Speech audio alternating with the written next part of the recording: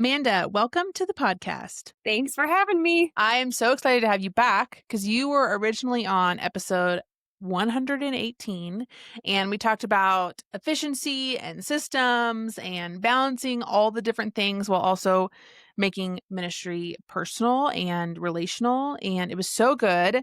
And then we hosted a masterclass, which was super fun. And it was more on systems and curriculum and calendaring and volunteers, and it was a blast. And so we're coming back together on the podcast to kind of talk about a lot of the questions that we didn't get to around navigating being a mom in ministry, because we are both moms in ministry, and we know that that takes a lot of effort. And so we're going to answer some questions. But before we do that, why don't you introduce yourself for people who didn't hear episode 118 or don't know you yet? Sounds good. I started in ministry as an intern, a high school intern at my church at age 15, and have been working in and with ministry leaders ever since.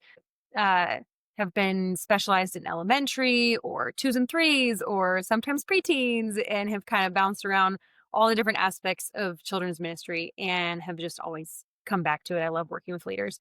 There was a short period in there in which, short meaning like a few years, where I got to specifically work with leaders who were going through leadership transitions and trying to rebuild or restructure.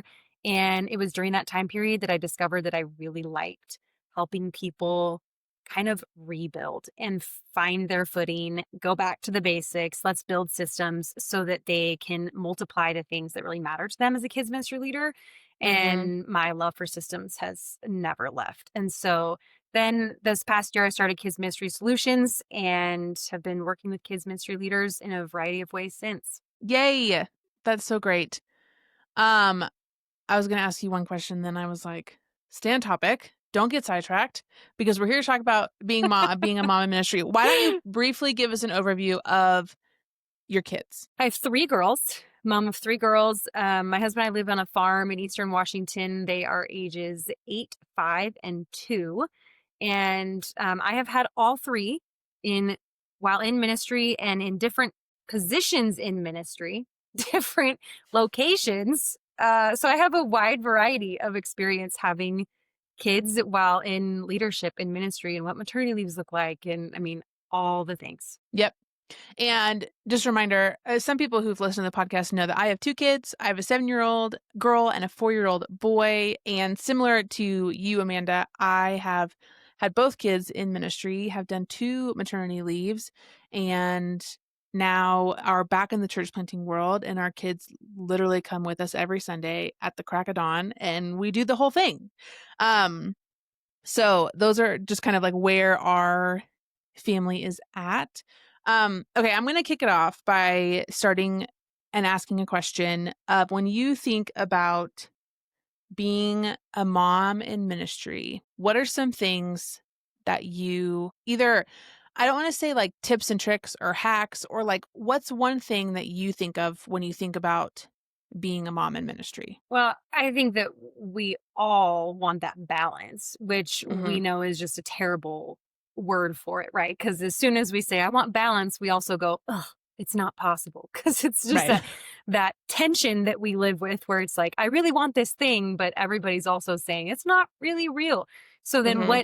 what is real? How do we find that version of, what I like to say is being healthy in ministry as a leader, healthy in my home as a mom and in our family. So what does that look like? And for me, um, what that has looked like on a very, very practical basis is determining in each season what an appropriate amount of time is to Yeah. spend with my family. And, we all have, our work hours are our work hours, right? So those aren't really fluctuating a whole lot in terms of like, I'm not going back to the drawing board and saying, okay, I'm going to get paid for 30 hours now. And next month I'm going to get paid for 15. That doesn't really fluctuate. But as a family, it's what does it look like in this season for the ages of my kids and what things I want to accomplish as a ministry leader to say, okay, my kids have soccer or my kids have dance, or my kids have no sports right now. We're actually entering Mhm. into that right now where we have a couple things going on and that's it. So it would be really easy for me to fill that time. But Yeah. what is it that would be beneficial for my family? And we bring them into the conversation quite a bit because it would be very easy for me to say, like, oh, I'm taking you to soccer. I'm at all your soccer. We're doing all these things as a family. But what is it to them that makes them feel like their bucket is filled by their Mhm. family and the love and those types of things? So in in short, it's every season deciding, practically speaking, where's my time going, that at the end of the day I get to feel like I was a great mom and I didn't sacrifice being a mom to be a great ministry leader and vice versa. And that Yeah. changes day to day. Yeah. That's so good. I think it's helpful to view our time as currency, right? Our time Mhm. is worth something, and how we spend our time matters in different seasons, and being aware of what's coming up and actually, like, putting some intention behind thinking through, "Okay, this is what's coming up," or, "I know that spring is full of sports and activities and different things, and here's where Easter's falling, and Easter's falling during spring break." It's like having all of those things kind of mapped out so that you know where your time is best spent. And sometimes that's really hard. Like, it's hard to say, in this season, I need to say yes to this, which means I say no to this. And I don't know, growing up, I there was a season in my childhood where my mom was on staff at a church. One of the best things that came out of my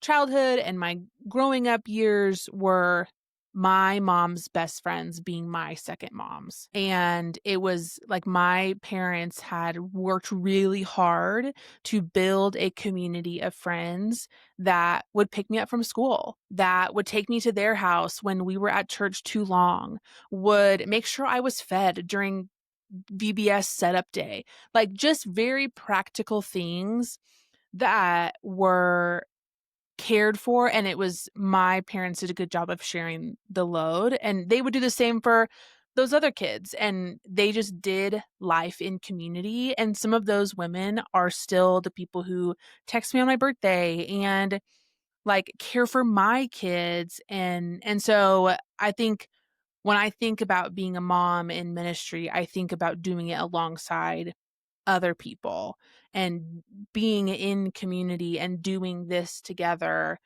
and just supporting each other and cheering each other on and making sure our kids are fed and driving them to practice or whatever it may be.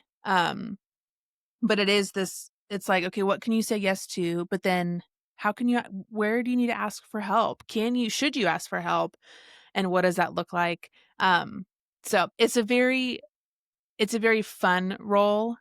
It's also sometimes filled with a lot of guilt, and we talked about this before we hit recording, is that was a question that came up of, like, how to not feel guilty, and I do feel like sometimes it's this like, it's so easy to spiral of you're asking the question of, "Is my job going to ruin faith and the Bible and Jesus for our kids?"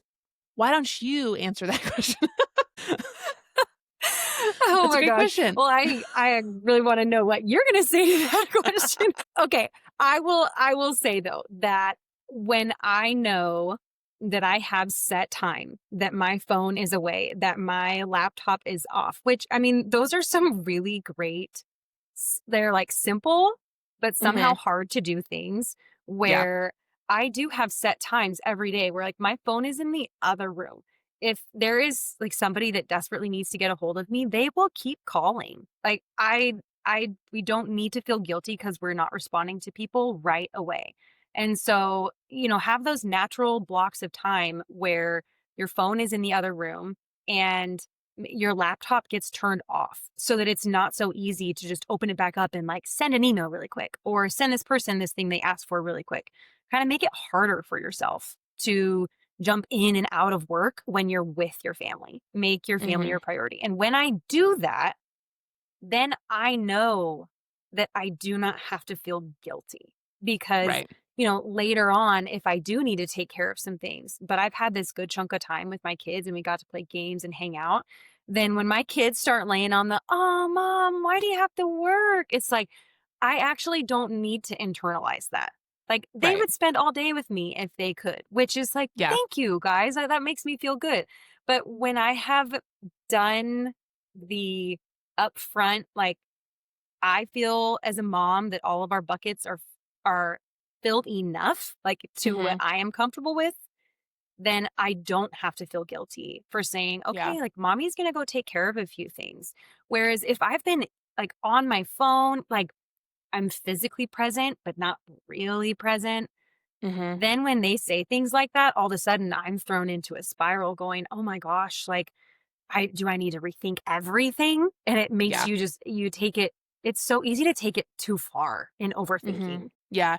No, that's really good, and I think one, we can internalize things and we don't need to internalize them, and two, the overthinking thing is a huge part of this whole tension I think that we often live in as even just parents in ministry of like, is my job going to ruin faith for my kids? And I think, I don't know, what I always come back to and what is my reminder is I cannot save my kids. What I can do as a mom is I can model what it looks like to follow Jesus, model what it looks like to obey what God is asking me to do, and plant seeds of faith in my home.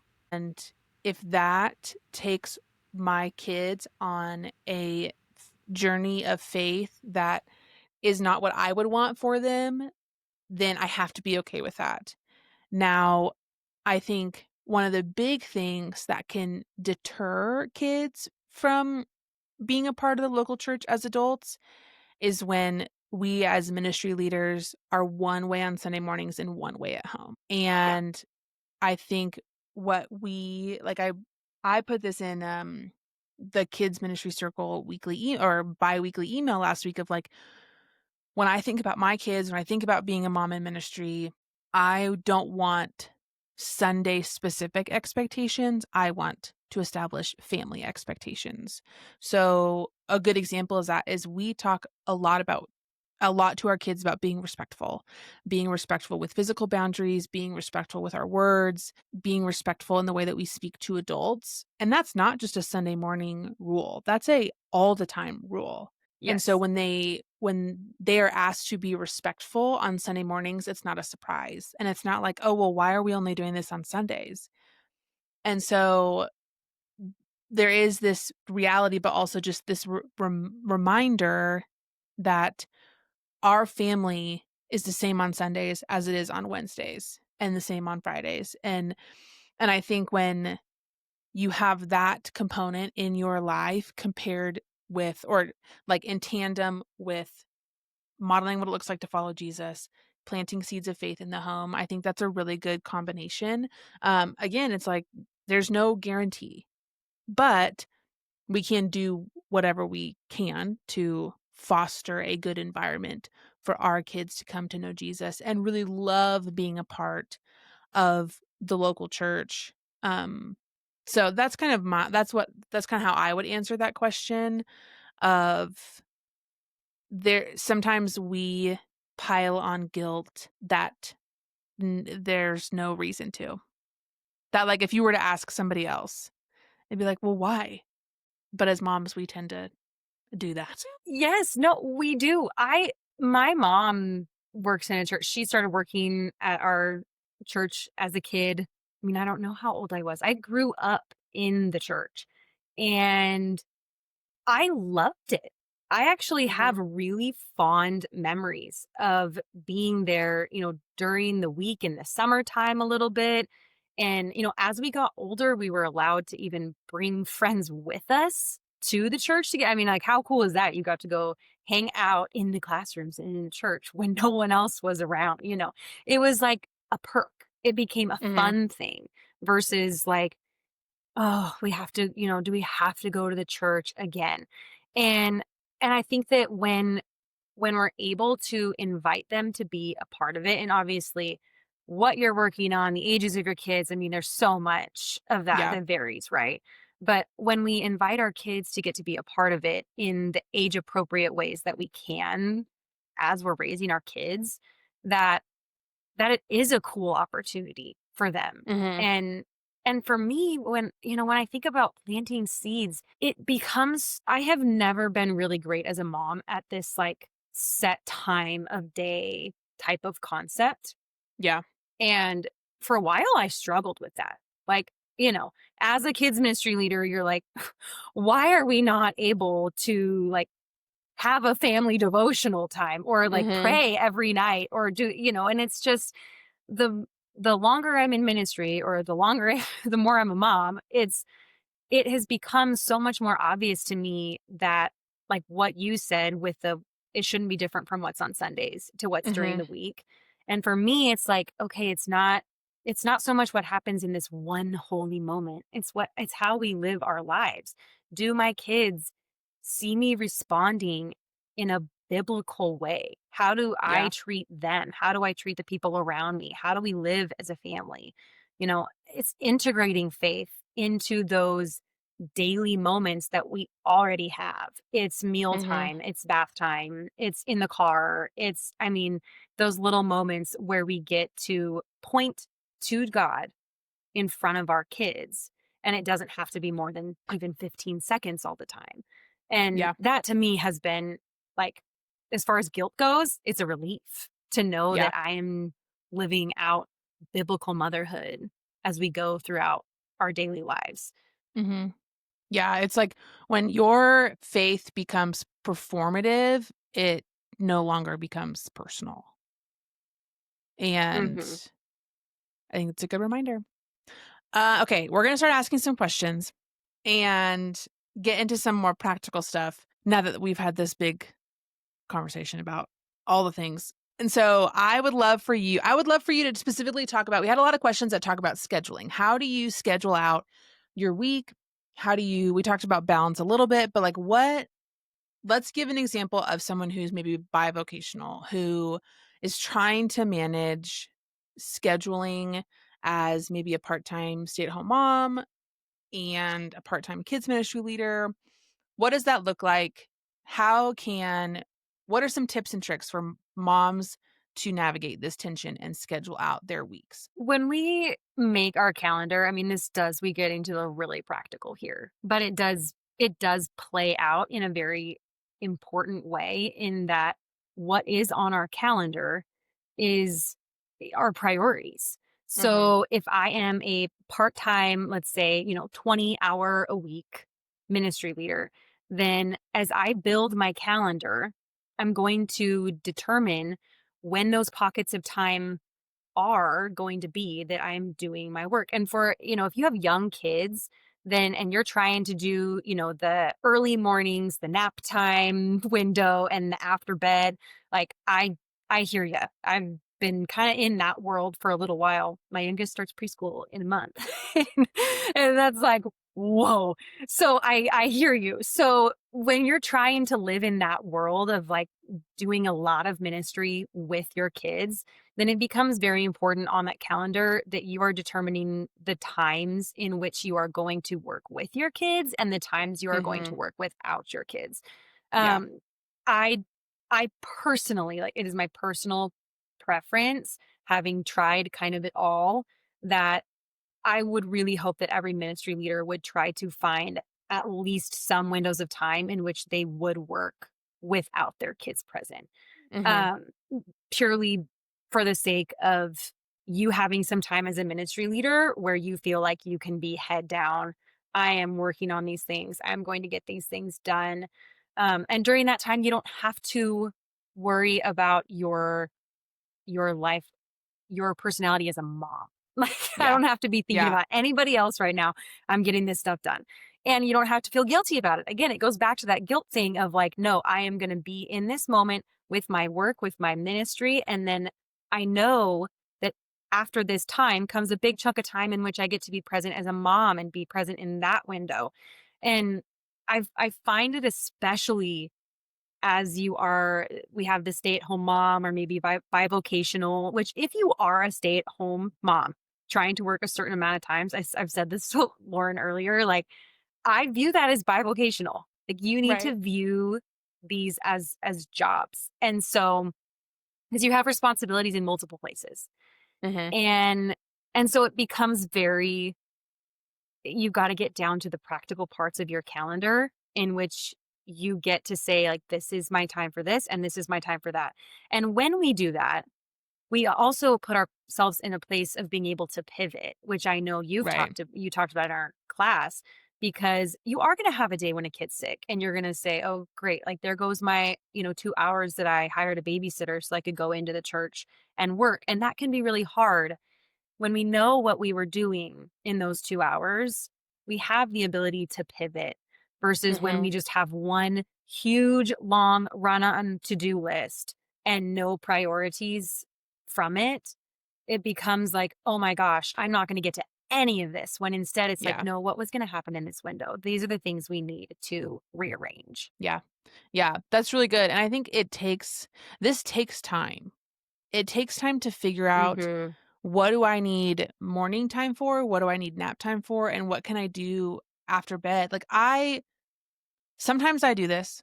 It's not great because I know that, like, after the kids go to bed, I cannot work on curriculum. I try a lot, and my brain is so tired. And so realizing that if I'm gonna work on curriculum, I've got to shift that to a different Mhm. time than at 8 o'clock at night because my brain just can't function the way that it needs to at 8 o'clock at night to work on curriculum or work on scheduling. And so realizing what pockets of time can take on what component or what part of your job that needs to be done. Um and so I think that is also helpful to realize of okay, I can do this in the morning, or maybe it's like, okay, your spouse takes breakfast time and you get an hour and a half in the morning that's technically uninterrupted for the most part.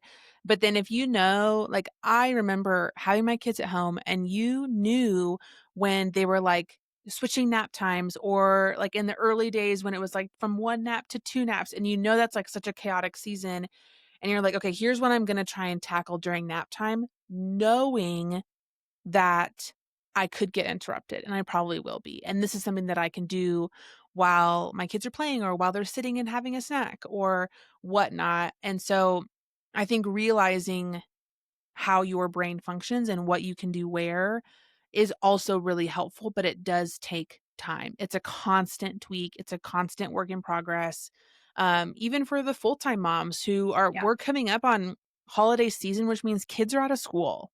And so being really practical and setting some really basic expectations of, okay, here's I mean, even this week, Amanda, I'm gonna use you as an example because your kids have a half week this week. And so it's like adjusting your schedule accordingly, saying, okay, I have kids at home and this is what I'm gonna be able to accomplish. And this is what I'm not gonna be able to accomplish.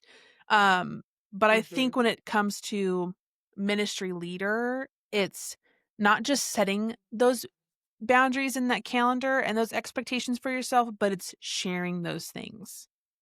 It's communicating with your direct report, with your boss, with your senior leadership of saying, okay, for this month or this season or even this week, this is what my schedule looks like. And this is what I'm going to accomplish. And it's those types of things I have found. Most senior leaders will not ask but find it extremely helpful to have that information because it helps them understand how you're using your time, if and when you potentially need more hours. But also, it's having the real conversation of are you getting paid enough? Knowing that childcare costs are expensive. And so, Mhm. if they want you in the office 25 hours a week, then that has to be a conversation of, well, then I need to get paid enough to find a babysitter or put my child in the local preschool program or whatever it may be. And so I think communicating those expectations and communicating those rhythms are really helpful for senior leaders and volunteers saying, hey, I check my email at 6 o'clock in the morning, at 1 o'clock in the afternoon, and 7 o'clock in the evening. And communicating those priorities are so helpful. Yeah. I feel like when you have people who are messaging you, because I've heard this before too, and I've experienced this where it's like, oh, well, if it was email, it's easy because I don't check my email. But sometimes, I mean, staffs are using text. They send each other Mhm. texts all day long. And when you're working, let's say you're bivocational, it's like the other your coworker might be working from 5 to 8 PM when you've decided, like, that's not when I'm working. Yeah. So, what it becomes is this conversation that's not, angry or full of resentment, but this open communication in which you're saying, hey, you know, what would it look like for us to get ahead more? So that, Mhm. because I understand that you're working and you're going to ask me questions so that I know that when I open my email inbox the next day or that night at, 8:30 at night, if I check it one more time after my kids go to bed, that I'm not letting you down because you need stuff from me, but then I am still, you know, being responsible with my family time as well. Yeah. You can have those honest conversations with people. And I have not once had an experience in which that did not lend to a really great result. And yeah, some Mhm. trial and error. But people want to respect your boundaries. So we Yeah. have to help them. But when we are responding to texts or emails or phone calls or anything all throughout the day, then that's on us. And one thing that I have really worked on as a kids ministry leader and honestly in all aspects of life is understanding this difference between control and self-control in Mm. that, control, like we're trying to be the masters of our external surroundings.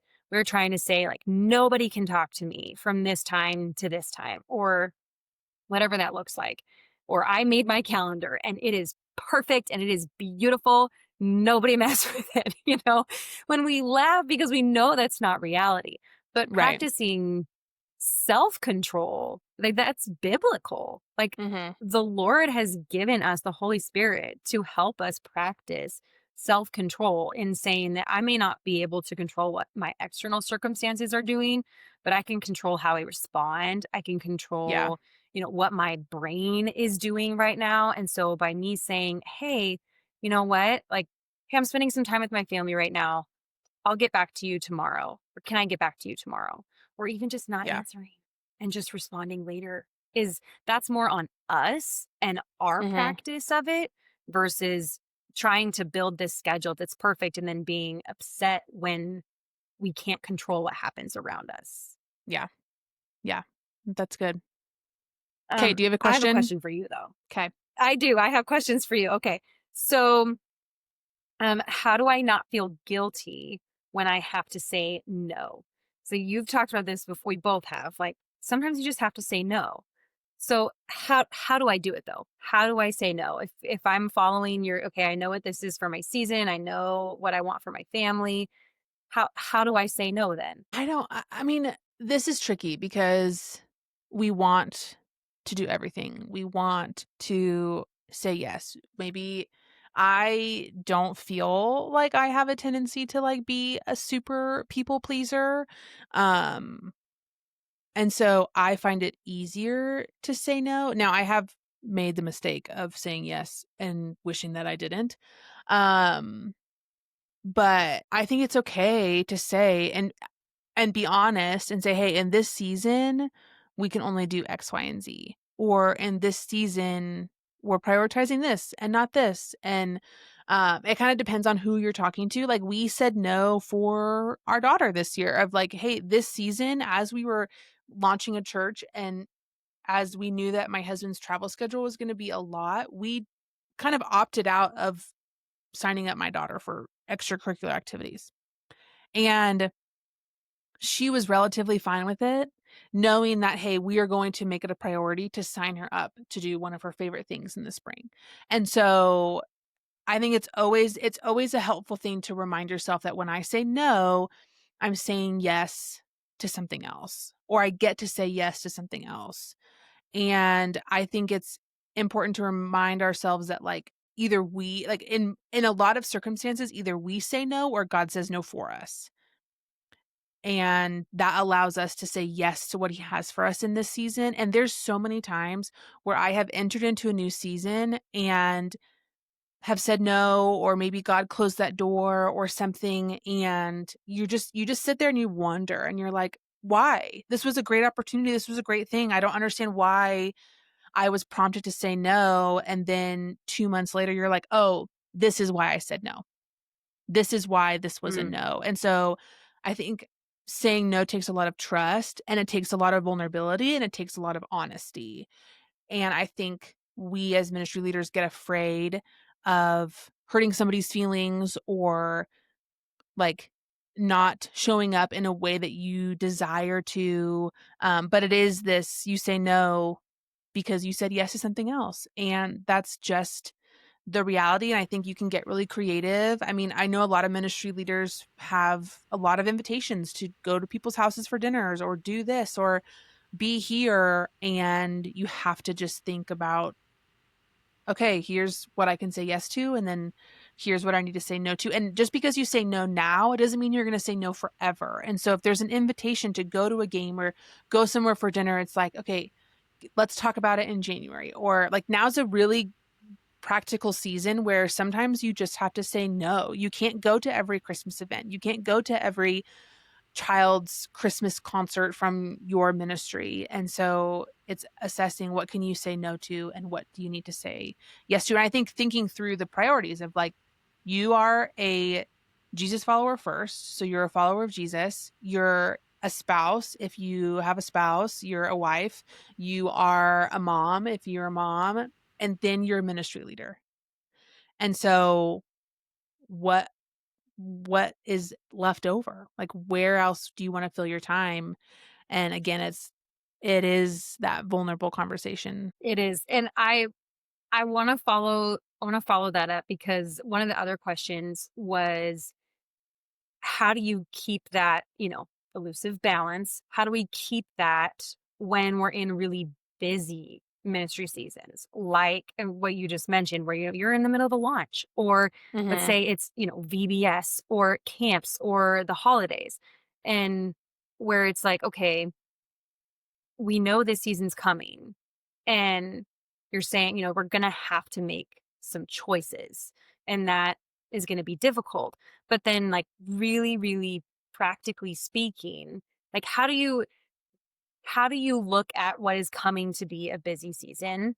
And, like, Yeah, what are some of the things that you're adjusting in maybe your ministry or your personal life in order to maybe compensate for what you know is coming? yeah. I mean, I always use this as an example. I have never once done Easter baskets for my kids. Never. Partially because I have a mom who sends a ton of stuff and I don't need to, but also because Sunday and Easter it's a work day. And we have never done them. Partially, it's just, now, we are not like a knick-knack family, so we don't do a lot of knickknacks. Normally, they end up in the trash. But also, that was one thing as a mom, as a young mom in ministry when my kids were little, and you were like, "Oh, I just wanna, like, do all the Pinteresty things and the Instagrammy things and, like, have the cute baskets when they wake up." And I just came to the reality that, like, we leave our house before the sun comes up on Easter Sunday. I don't and, like, the week leading up to Easter, I don't have time to go to the dollar section at Target and pick out all these things. And it just was one of those things that I had to let go. And I actually, like, one of my best friends, we found each other with when our kids were a little bit older, and she was like, "I've never done them either." And I'm like, "See? I'm not the only one." And I just had to let it go as a mom of, like, I'm not gonna have this Instagram worthy picture of my Easter table on Easter Sunday. Easter Sunday is going to look different for us as a family, and that's just our reality. And so I think it's okay to let go of some things. Like, for a season, it was Christmas Eve dinner. Of, like, Christmas Eve looks different for my family than the average family, not and it doesn't mean that it's bad. And so letting go of things can really set us up to have success in other areas. So knowing that we're coming up on a busy season, it's okay, what can I realistically do? And we talked about this before we hit record too of like, what can I outsource? Like, can I Mhm. budget for someone to clean my house before Christmas so that my house is clean before we host everybody for Christmas dinner? Can I ask a babysitter to watch my kids a couple more hours a week? Can I have it like, can I ask people up that are a part of my church to volunteer for a couple hours a week in a busy season? And so there are things that you can think through. And I think sometimes we say, oh, this is a busy season and then it's going to get better. And that's also Mm. not true sometimes. Like there's always something. And so we talk about this a lot too of just establishing healthy rhythms and leveraging your calendar as a way to sustain this level of ministry where you don't get overwhelmed. You don't like feel burnt out because you crammed 3 months of planning into one work week. And so it's being realistic of what you can and cannot do. And sometimes it just means letting things go. Like handwritten volunteer Mhm. notes. If you have over 100 volunteers, let that go. Like it's just like there are so many cute tags out there that you can buy off Etsy and print and attach to a cute sweatshirt that it's just like sometimes you just have to let things go as a leader and say, hey, in this season, Mhm. in this ministry environment, I cannot spend 15 hours writing handwritten thank you notes for all my volunteers for Christmas. I've done Mhm. that. I've sat on the floor and rolled sweatshirts, tied them with a cute little bow, and I was like, this is a waste of my time. But I'm knee deep in sweatshirts and I have to do it. So Okay, just but since you mentioned it, knowing what to let go, and you mentioned Pinterest and all these things, I mean, I have to say it, guys, get off your phones for a little bit.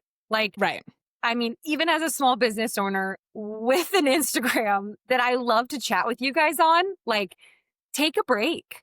Because if you have decided, like, okay, I'm going to do these things, these are my priorities, I've got my ideas, and you're like ready to run with it, the last thing you need is to see other people's ideas Yeah. because you probably felt really good about yours until you saw somebody else's or you saw this Exactly. other mom's like, oh, this mom's doing this. And, you know, you may not have Lauren's ability to say, I'm okay without doing an Easter basket. If you're somebody Right. that's like, I can't see the Easter baskets because I have a heart. No. I know. I I know. actually don't do Easter baskets either. But I think that is really smart of just this idea of finding time. Like, okay, so maybe you have a week where you're like, this is my research week. And then I'm going to Uh-huh. decide, and then I'm not going to turn back. I'm not going to go and find something else. It's like, no, this is the week that we research ideas for Christmas volunteer gifts or whatever. And then I'm going to make a decision and Mhm. I'm not going to change my mind. That's okay. And then anything else you see, you say, oh, that's a great idea. I'm going to put that in my folder for next year. Yep. I think we talked about this in the Yeah. masterclass of like there we get to give ourselves the gift of done and making a decision and deciding and not second guessing our decision. Yeah. And if you know that you're somebody that gets kind of a little bit caught up or distracted or tempted by what you see other people doing, just it's okay that that's you, but just accept Mhm. it and admit it and then put some parameters in place that help you as a leader to move forward without, you know, losing time trying to get into that comparison trap. Yeah. And it's not going to help you you know, in motherhood or as a ministry leader. But then when you're Yeah. done with that, come back and binge watch Kids Mystery Circle Right. and Kids Mystery Solutions. Right. Right. Mute us for a season, but not for forever. Okay. Yeah, come back, please. We like you. Um, okay. I have a question that someone asked on Instagram. Speaking of Instagram, How do you handle other people's unrealistic expectations of your kids? Absolutely not. You don't. You don't. No, you You do handle don't. it. Yeah. I mean, honestly, I'm sure there's a lot of context where that came from. Right. Right. I would be interested to hear kind of a little bit more of a backstory there. I don't know that I have ever personally experienced that, but if I did, oh man, it's just these are my kids. Like, Mhm. I feel like if you're looking for some words to say, like, depending on what somebody I mean, is it a look somebody gave you? Is it a I mean, because Right. we 'cause we're moms, we Again, pick up on that are stuff. we Like, are you internalizing sure they're something? actually judging your kids? Yeah. Yes. Like, we gotta, have a little bit of grace here. But then if you're really experiencing people who are trying to determine how you should parent while you are, like, at church on a Sunday morning, then I have no patience for that. I feel like the phrase that I would use is like, oh man, what would I say? I honestly I have to think of it from a different perspective because that could make me really frustrated. I feel like if it is somebody who is going to get nitpicky about other things, what I have done Mhm. in the past is have said, like, I appreciate feedback, but I would for this one, for my kids, it's like, this topic is not something that I would like to discuss. Like, Yeah. I feel like you can really put your foot down on that one. Mhm. When it comes to people having opinions about other things, about ministry, like, I can approach that with a lot more like, "Oh, okay," like, everybody has different perspectives, everybody has different opinions. When it's like me and my our family on a Sunday morning, if my kids were not doing well, like, yeah, I Yeah. wouldn't And enter there's into the conversation. yeah. And there's always things that are like that's like, "Oh, your kids should have socks on," or "It's cold, they should have this," like, it's like there's, like, some of Oh, those little yeah. things that it's like, okay, you say, "Thanks so much for caring," and then forget like, it's just like you can't hold on to that, and now I do think, Amanda, No. your comment is really great if they're like your kid if someone is assuming that your kids need to do a certain thing or help a certain way or act a certain way, I think about the families with neurodivergent kids that are in ministry, and that's hard. It's Mm, hard to navigate, mhm, and everyone has an opinion, and you are doing the best that you can as a parent, and every Sunday is not perfect. Like my son was laying on the floor during church yesterday, and I was like, he's fine. Like it's been a mhm. long morning. He didn't get a certain breakfast item that he wanted. Like, it's just like you just kinda have to sometimes you just have to let it go. Um, but I think your comment is great, and what is a good reminder for me is some people's voices carry different weight. So, if your best friend is saying something to you, that Absolutely. carries a different weight than a random person that's not even a member at your church. That Mhm. those are different kind of conversations to be had, and so you get to decide, do you have the space to speak into me and my family? And if you are in close proximity to my family, then you have more weight. Your voice has more weight.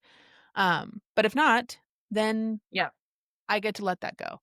So, anyways, yeah. No, I okay, really like that. I think that's really great. yeah. Do you have one last question? Anything else? I'm trying to make sure we touched on all the ones that came in. Um, I'll add a few, just, a lot of things on, like, practical, Mhm.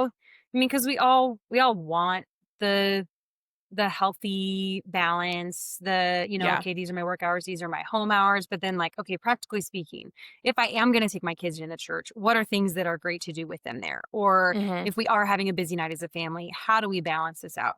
Um, Yeah. One, since you mentioned outsourcing, like, pull out your crock pot.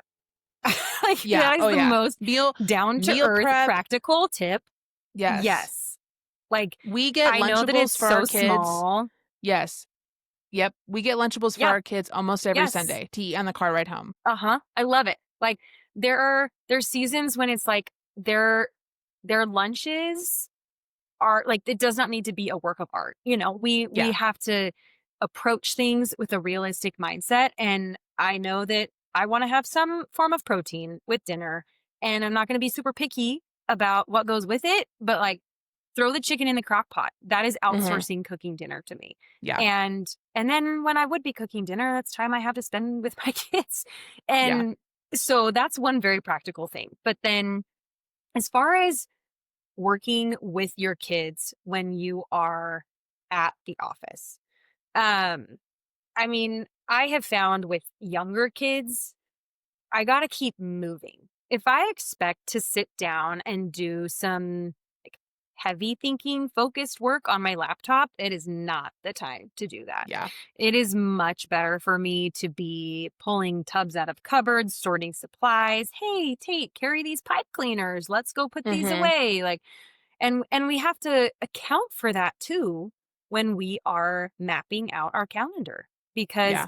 as we look at our chunks of time and we put things together that's like, okay, this is my in office time, then I need to account for the fact that I'm going to try and do that with my kids. I can't Mhm. expect my kids to move at my pace.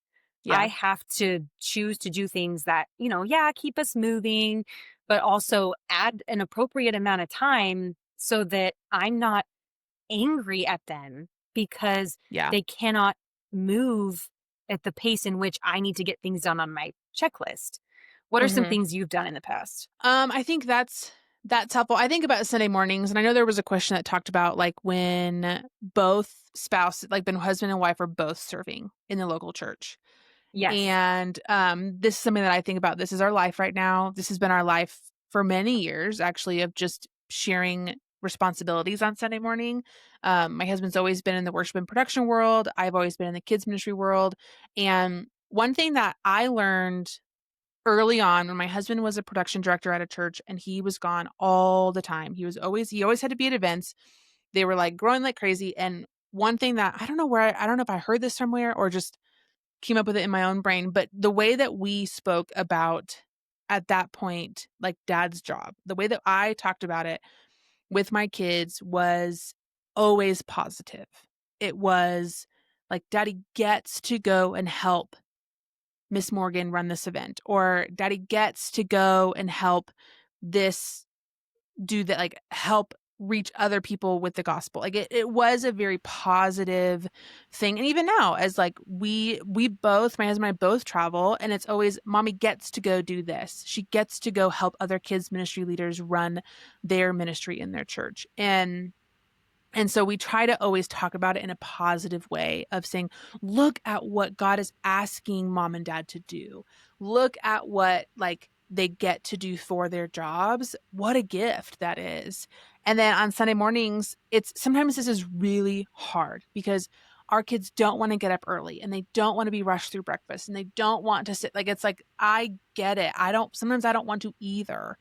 And so with my 7-year-old, we have very honest conversations of this is mom's job. This is a way that mom supports our family financially. And like you get to come along with me.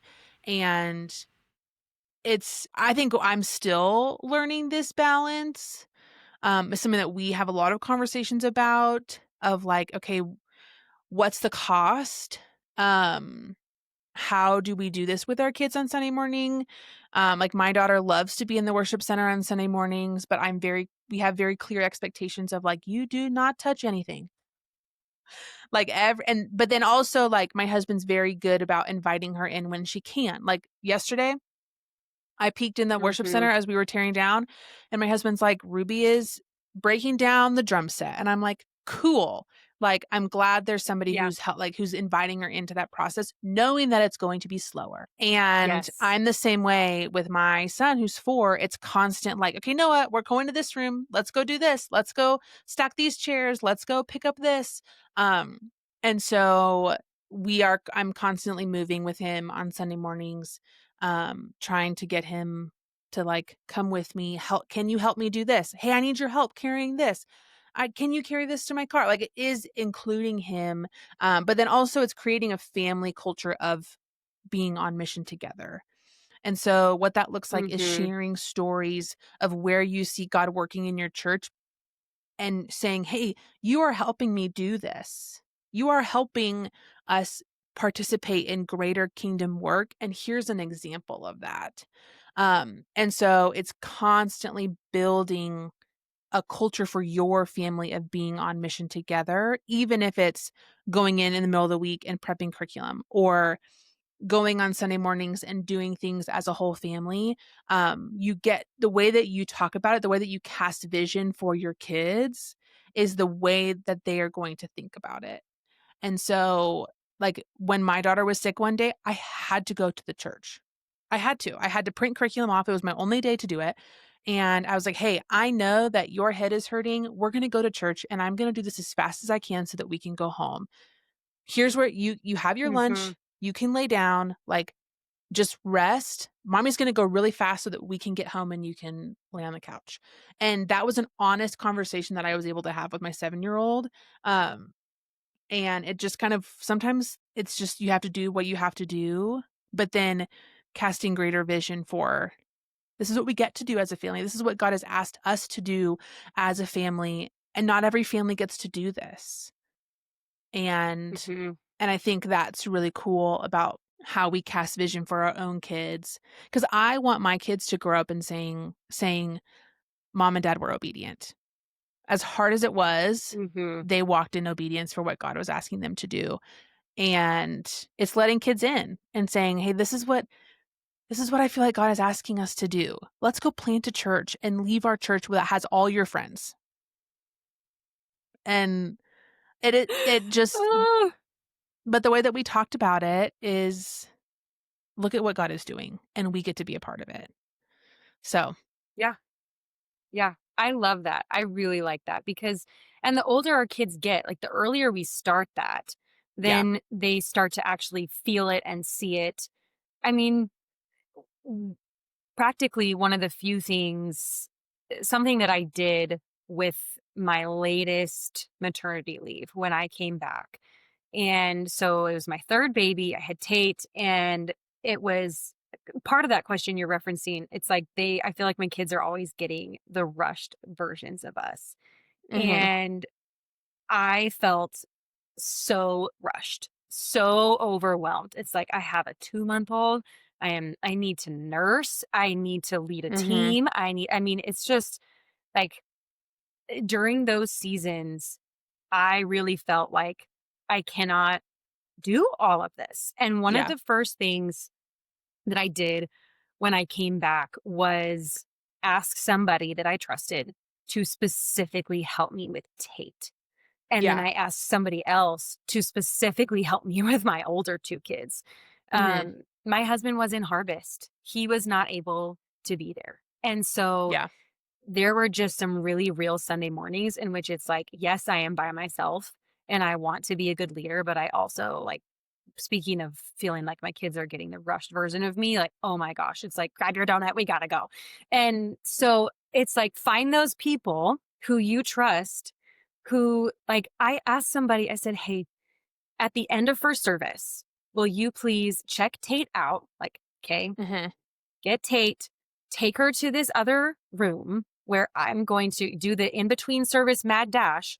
And then I will go meet you in there and I will nurse her, take her from you, and then go recheck her into second service. Like, I Yeah. mean, and it was those people, like, I felt like they saved me.